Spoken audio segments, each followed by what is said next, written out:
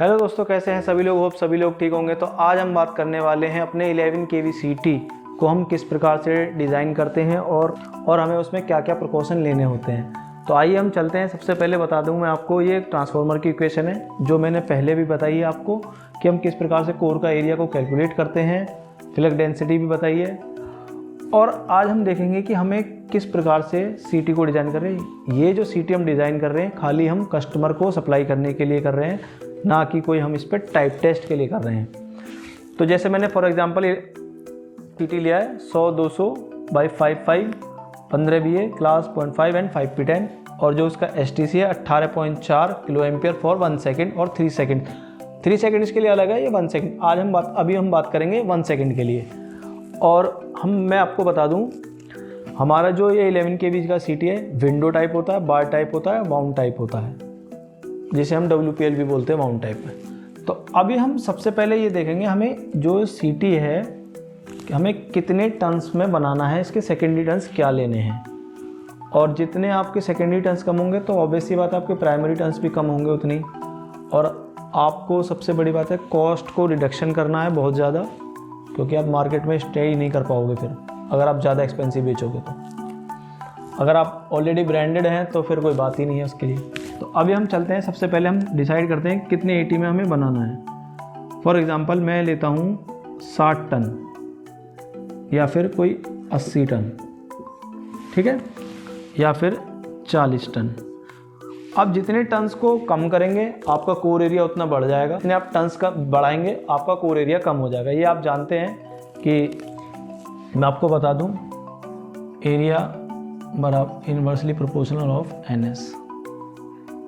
ये आप ये बढ़ाएंगे तो ये कम हो जाएगा। ये इन्वर्सली प्रोपोर्शनल होते हैं, आप देख रहे होंगे। यहाँ से इसको इधर शिफ्ट करेंगे तो आप खुद ही कैलकुलेट भी कर देख सकते हैं। अब इसको इधर ले जाइए तो इन्वर्सली प्रोपोर्शनल हो जाएगा वो।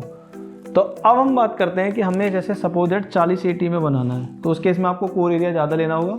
आप यहाँ पर रख करके इसको देख सकते हैं और आप फ्लक्स डेंसिटी 1.7 से लेकर के 1.75 तक 1.7 से लेकर के 1.8 तक रख सकते हैं। और दूसरी बात मैं आपको बता दूं, ये 11 kV CT में हमें जो प्राइमरी और सेकेंडरी के बीच में इंसुलेशन है वो हमें 28 kV बचाना होता है। आप जब HV टेस्ट करते हैं, मैं उसके लिए एक सेपरेट वीडियो बनाऊंगा कि आपको स्टार्टिंग से कोर का इंसुलेशन से लेकर के कास्टिंग तक का पूरा एक प्रोसेस सेपरेट वीडियो दूंगा मैं आपको उसकी, कि हम किस प्रकार से उसमें क्या क्या इंसुलेशन यूज़ करते हैं। तो अभी जस्ट हम समझते हैं थियोरेटिकली कि कैसे कैसे होता है।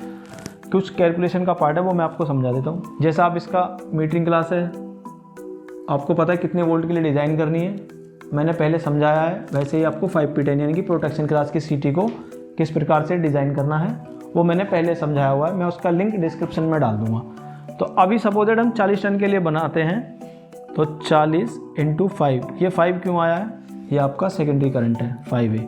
तो ये हो गया आपका 280।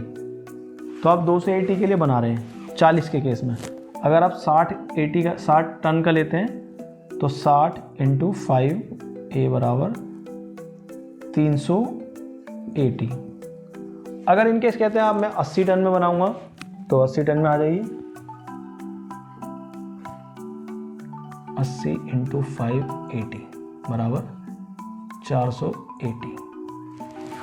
अब इन तीनों में क्या फ़र्क है मैं आपको बता दूं। जैसे आपको पता है कि ये 280 है, 280 बाई आपके प्राइमरी करंट है आपका 100, ठीक है। तो आपको क्या हो गया, इसमें 2 टन लगाने हैं। आप इसमें क्या है 100 + 100, तो 200 के लिए क्या हो जाएगा 480 बाई प्राइमरी करंट कितना हो गया आपका 200, मतलब इस वाले टाइप के लिए। तो इसमें आपको 2 टन हो गए। ऐसे ही आप इसको देखेंगे 380 के लिए बाई प्राइमरी करंट 100, आपका 3 टन हो गए। ये हो गया आपका 600, 300 + 300 बराबर 600 बाई 200, ये हो गया आपका 380। और इसी प्रकार से आप 480 में बनाते हैं 100 बाई 4 टन, और 880 में बनाते हैं 200 से आप टैपिंग के लिए मल्टीप्लाई कर देंगे, डिवाइड कर देंगे तो 480। अब इन सब में क्या फ़र्क है कि आपको जो प्राइमरी के टर्न्स लगाने हैं वो 2 राउंड लगाने होंगे, इसमें 3 राउंड, इसमें 4 राउंड। आपको ये खुद डिसाइड करना होगा कि आपको कोर ज़्यादा लेनी है या आपको कॉपर, वो आप अपनी कॉस्ट के हिसाब से डिज़ाइन कर सकते हैं। अब हम बात करते हैं इसकी प्राइमरी टर्न्स हम कितना स्क्वायर mm का लेंगे। तो होप सभी को ये समझ में आया होगा। अब हम बात करेंगे इसका प्राइमरी टर्न्स।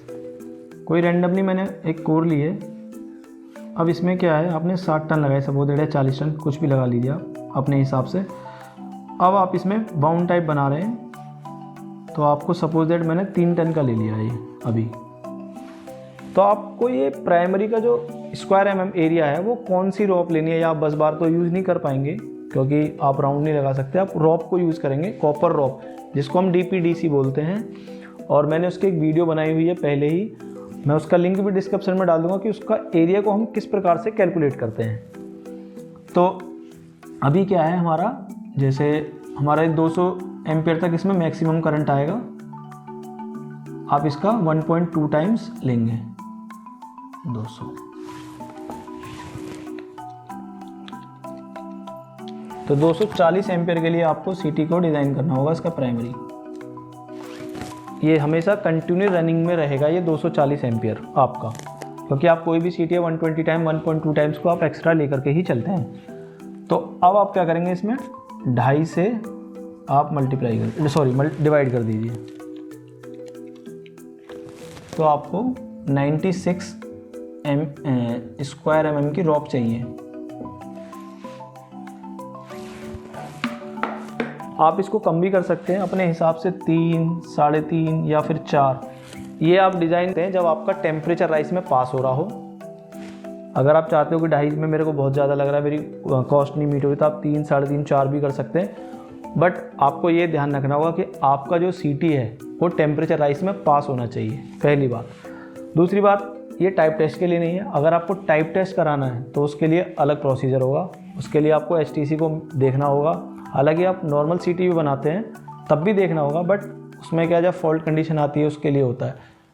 और कोई भी टाइप टेस्ट, बहुत सी कंपनियां क्या करती हैं कि टाइप टेस्ट किसी और पीस पे कराती हैं, बट सैंपल जब पार्टी या वेंडर कस्टमर के बीच में अंडरस्टैंडिंग होती है वो उनको छोटा साइज़ देते हैं, क्योंकि हर पैनल बिल्डर चाहता है कि मेरे को छोटे से छोटा CT मिले। तो अब मैं एक चीज़ और आपको बता दूं, जब आपने कोई कोर ली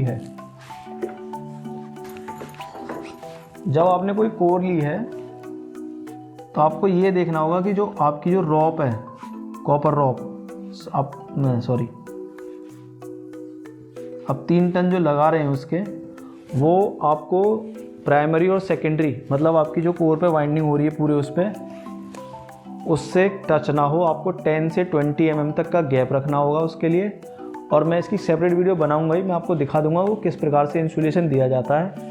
कुछ लोग क्या करते हैं, इसमें पॉलिस्टर का यूज़ करते हैं रॉप के ऊपर, कुछ लोग HT स्लीव का भी यूज़ करते हैं, कुछ लोग क्या करते हैं LV को अलग कास्ट करते हैं और पूरे CT को अलग कास्ट करते हैं। मैं जो वीडियो बनाऊंगा मैं आपको सेपरेटली दिखाऊंगा कि हम कहाँ से, मतलब वाइंडिंग से लेकर के आपको कास्टिंग तक का पूरा प्रोसेस दिखाया जाएगा।